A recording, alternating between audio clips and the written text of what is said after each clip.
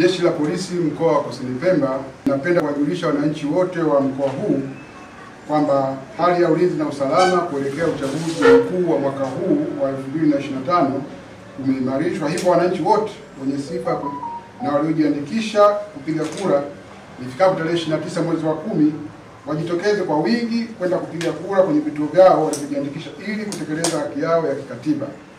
Aidha, Jeshi la Polisi mkoa wa Kusini Pemba linapenda kuhakikishia wananchi wote kuwa kwa kushirikiana na vyombo vingine vya ulinzi na usalama tumejipanga vyema kuhakikisha kwamba uchaguzi huu unafanyika kwa haki, amani na utulivu wa hali ya juu.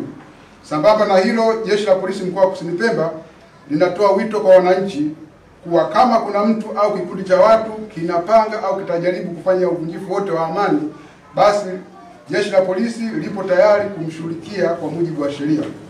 Aidha, niwaombe wananchi wote waendelee kutunza amani na baada ya zoezi la kupiga kura warudi majumbani kwao waendelee na shughuli zao za kujipatia kipato halali.